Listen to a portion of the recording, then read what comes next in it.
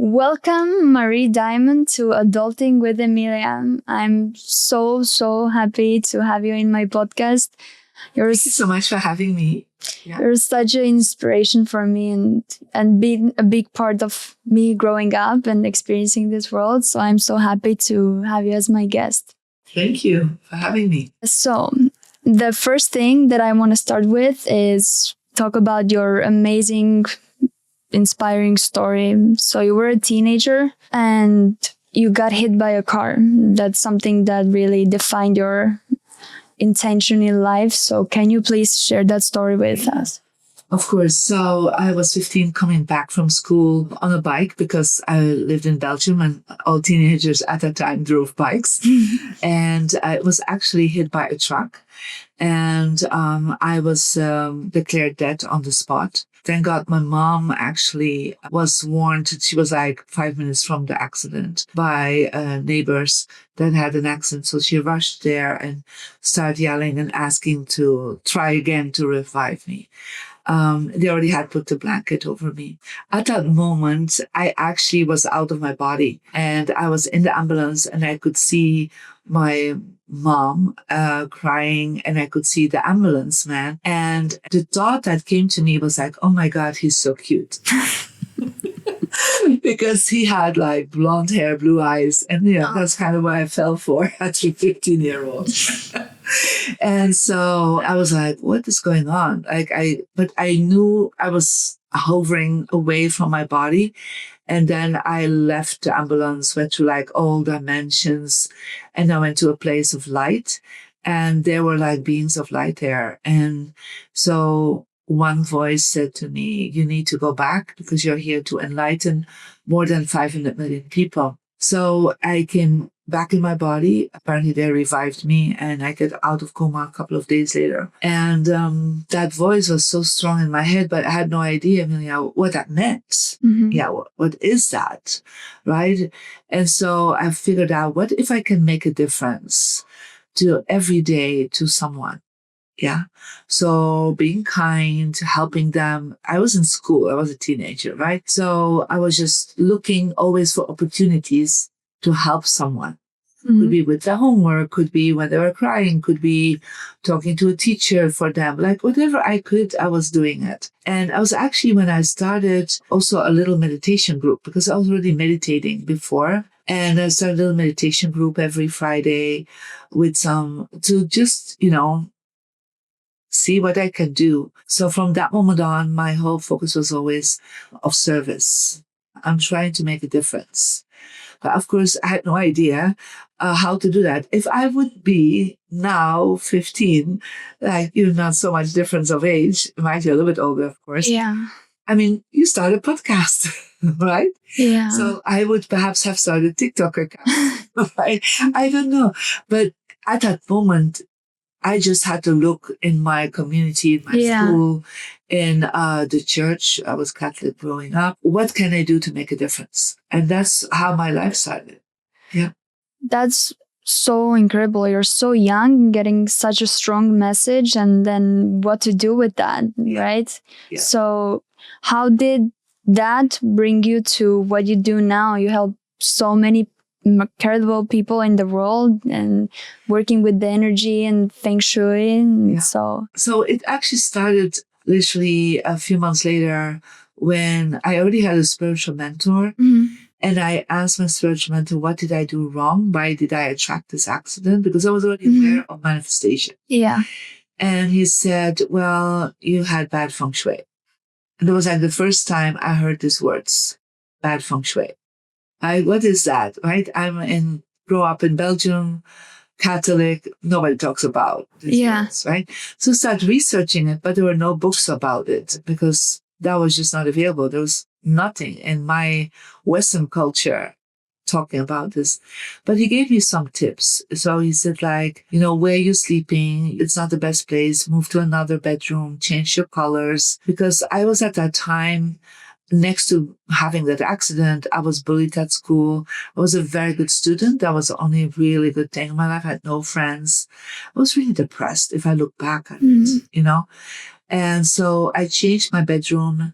I changed colors from like blue colors with stripes. I changed it to orange and whites. And I was like, I want to draw my life. So I started understanding that whatever I have around me is going to affect me.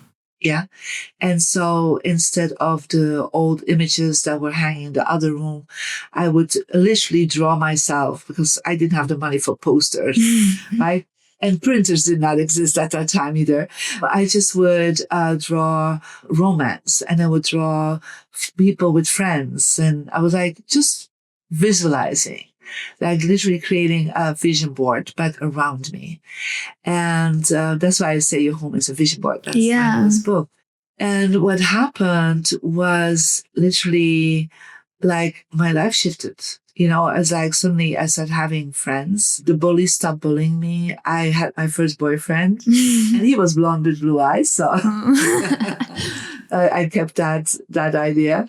But it was really interesting. I just like suddenly from feeling lonely and depressed, I felt joyful and I felt like my life had a meaning. And I work with a lot of teenagers, a lot of young adults, and I always tell them, you know, you have to be aware of what you place around you because what is around you is subconsciously actually activating you. Perhaps you have the images of your idols, right? Your pop band or pop stars or whatever that is. Now, it could be that they're incredible singers, but perhaps they're not incredible human beings. You know, or if you put things around you that are words or images that are just not very uplifting, right? That pull you down, then it's not going to help you.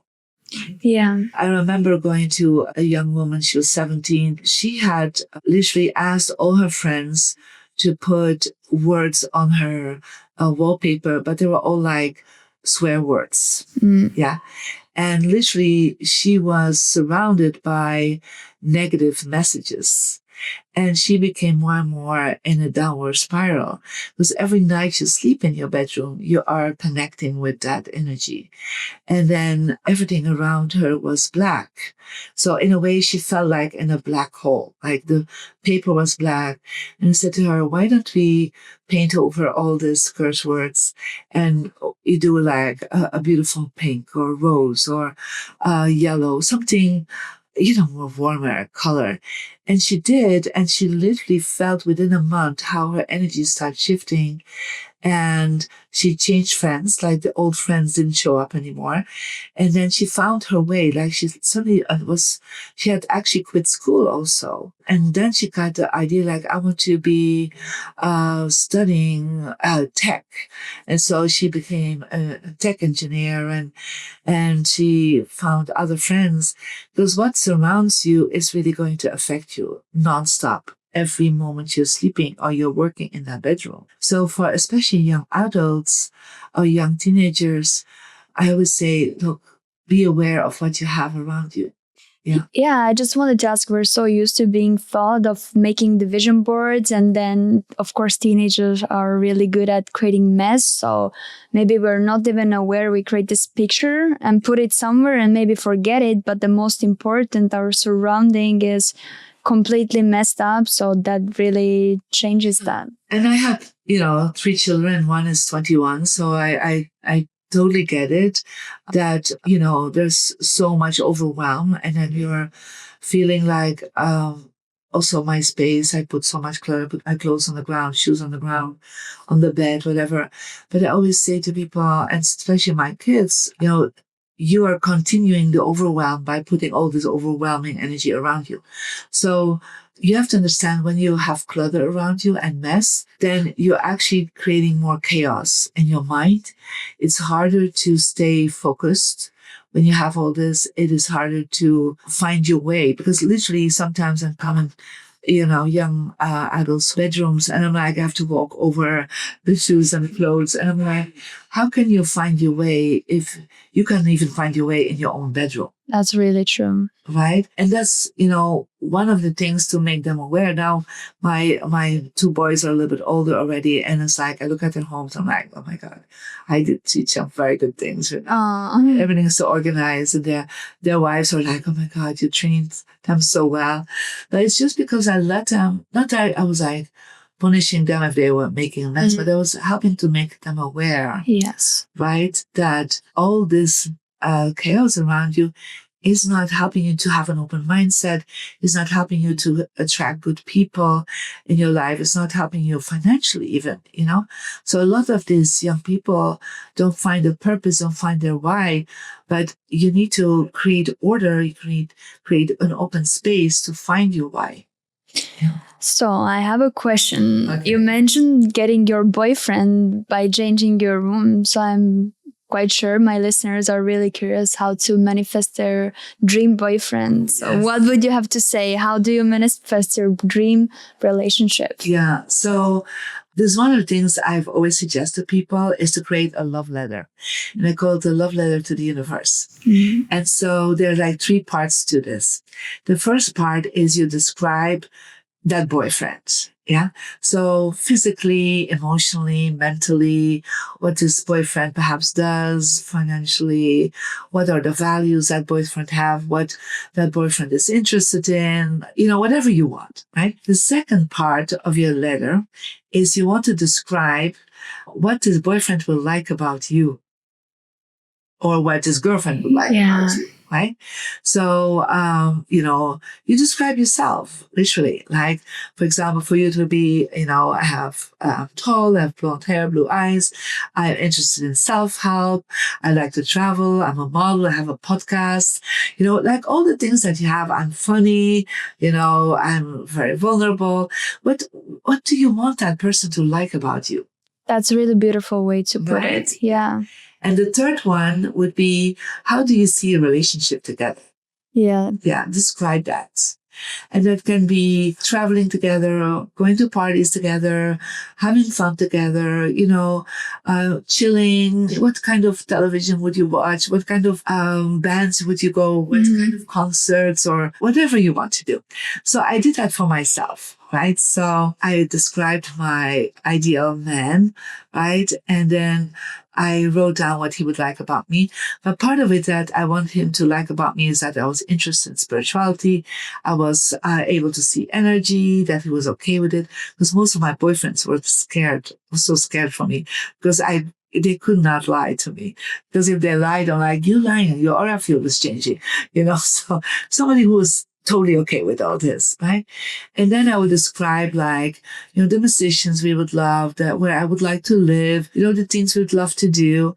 And I did miss one thing, and I always regret that. I forgot to put in that I wanted a man that would love dancing. Because, I love dancing. Yeah, that's important. And so yeah, he doesn't like dancing. Aww. So, hey, we're 35 years together, right? So, yeah. Wow. And this is a method that works. But what do you need to do after you write it down? You keep a copy of it. Yeah, because you want later on to do like your checklist. Right? Yeah.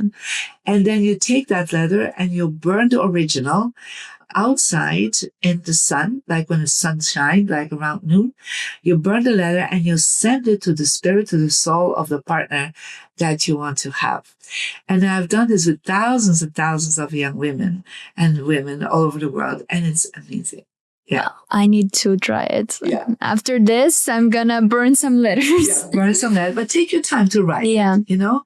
And the second thing I would love for you to do is to look at your space, especially your bedroom. It's like, first of all, I would say, what hangs above your headboard? Yeah. So like, the wall that is behind you where your head is, what do you have there? Because if that is not representing romance, then you will not attract romance. So if you have an image of a woman alone, even if it's a beautiful woman or a beautiful man, you're actually saying, I'm okay by being lonely. Yeah. So put an image of love. It could be 2 hearts, it could be a quote, it could be, a beautiful image of, you can literally take your love letter and put it in AI and say, based on this, create an image of the partner based on my love letter.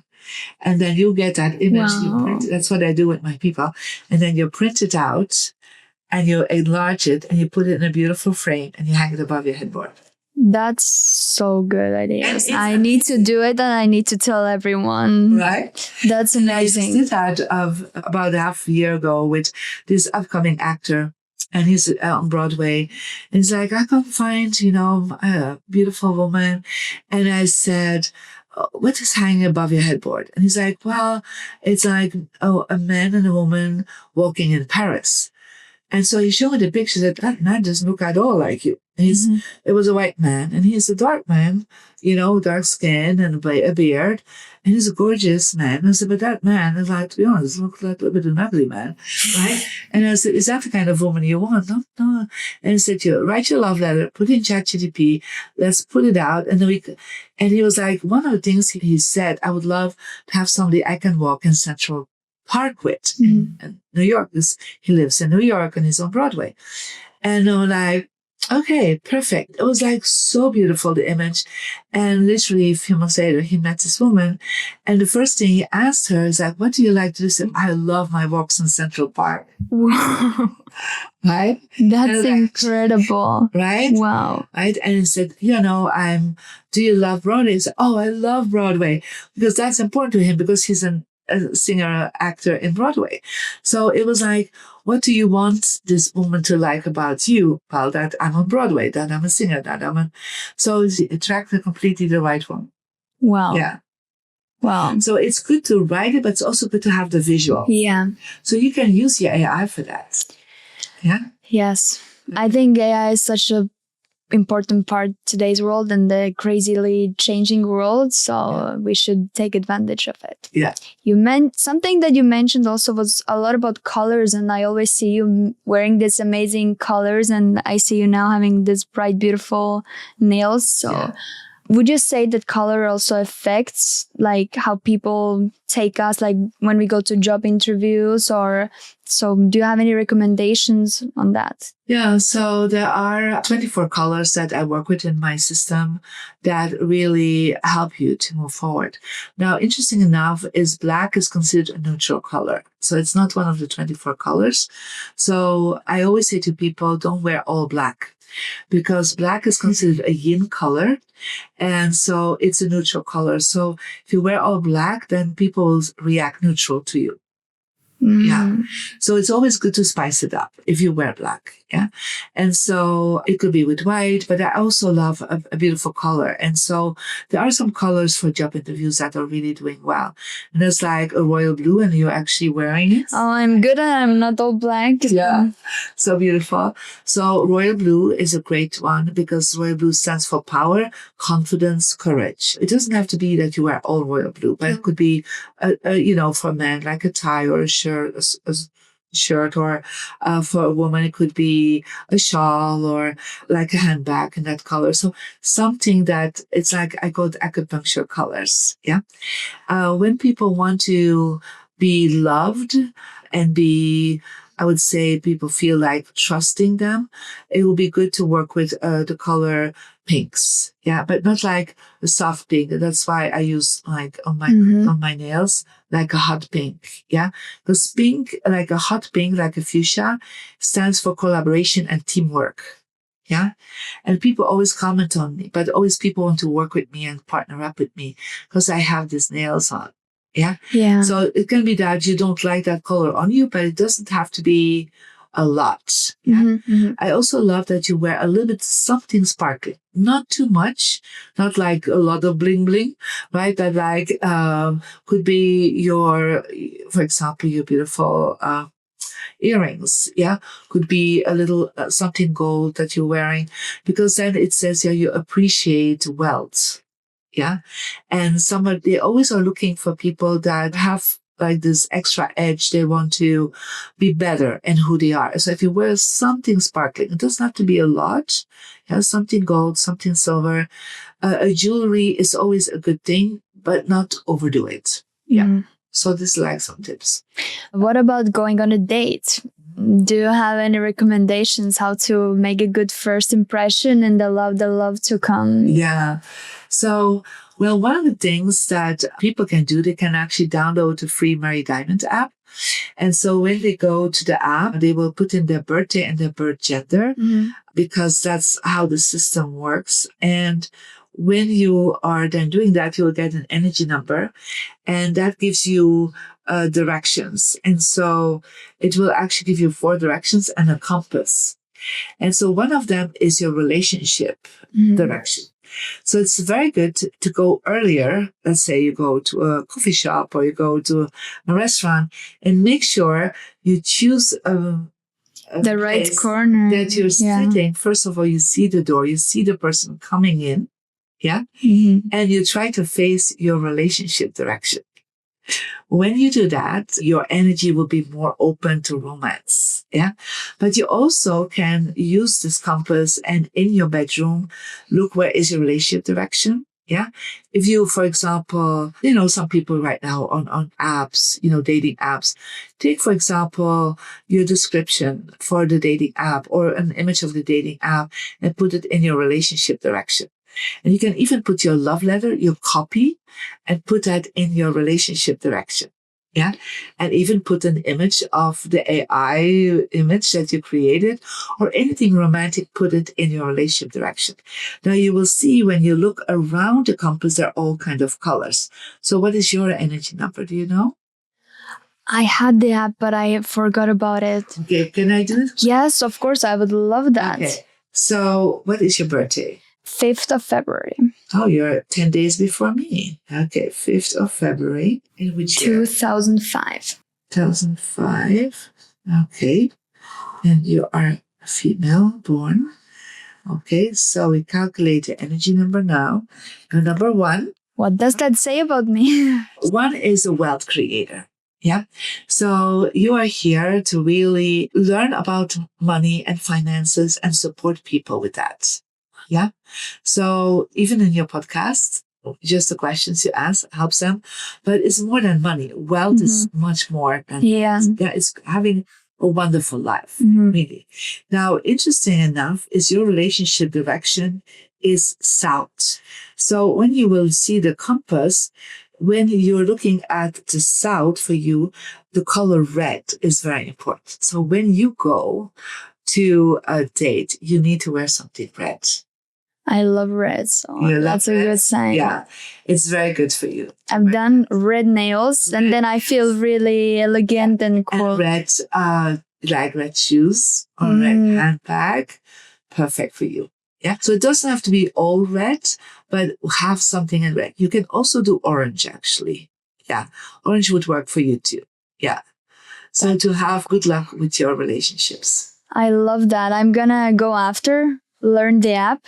I'm gonna use ChatGPT to put the information there, and I'm gonna reorganize my life. Yeah, amazing. Yeah, that's so nice. So another thing, I feel like we're growing up in this crazy world that's changing all the time, and with AI coming, and it's really confusing what we're supposed to do or where to learn. So in these times growing up, what is your recommendations of handling the stress a little bit and having the surroundings around you supporting your vision and who you want to become?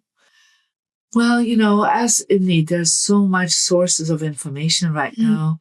But I think one of the things I will say to people is the strongest source of information is yourself. Yeah. That means take time to listen to yourself. Don't be all the time on your social media. Go and walk in nature, do meditation, do yoga, do something. It could be even listening to a podcast and then afterwards do some journaling. Well, what have you learned from that? Yeah. So take time for yourself every day. And it can be 5 minutes, to be honest. You don't need to do like an hour, but just taking time to listen to yourself and not always follow what all the other people are saying. See people as inspiration sources, but don't follow always what they're doing. I know you and I know you've been listening, but you also make up your own mind. Yes. And of course, we want to find our way, but really listening to your intuition and listening to what that little inner voice in your head and your heart is saying will help you more forward. When I'm from background a lawyer, so everybody would say like, of course you're staying a lawyer, but that little voice in me said, no, I need to do something else. Yeah. I need to impact the world in a different way. And even when I started teaching people about energy and meditation, and later on feng shui, and speak and do personal sessions and be on television about all this. And that was before there were podcasts, of course, and writing books. My family thought I was so super crazy, except my mom. My mom was like the only one that said, you need to do what you feel you need to do. Right. And I'm so grateful for that. Yeah. But all the rest thought I was, quite crazy, that, I would give up what I wanted to do from being a lawyer to do something that was totally unknown in the world. Now, today, you have much more resources and much more support. I mean, I had to learn everything by myself. I didn't have YouTube videos to look at things. I didn't have podcasts to listen to. I didn't have ChatGPT to ask questions, how to do all this.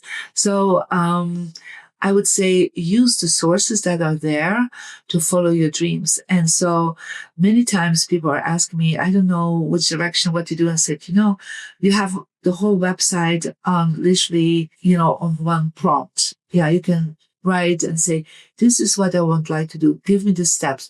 What are the next things I need to do? Just use what you have as resources, but follow your own guidance also and follow your own dreams. Yeah.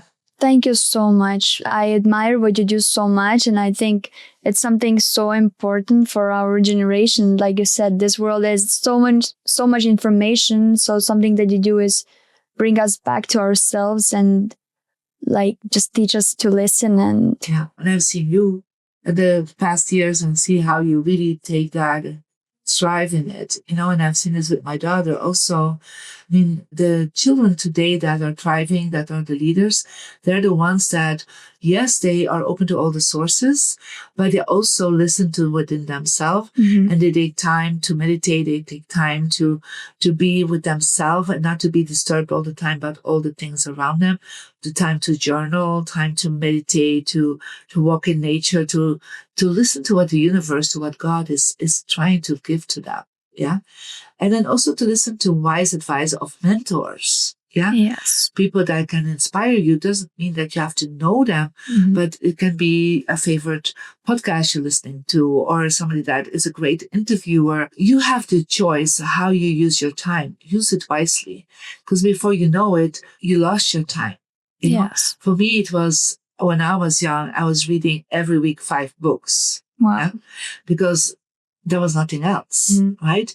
Now, today, of course, I still read books, but hey, it's on Kindle, or I listen to the audio of it, or I go to Mind Valley and I see some of my amazing colleagues and I'm inspired by others. So make sure every day you have a moment that you get inspired, and one day you'll be the source of inspiration for others.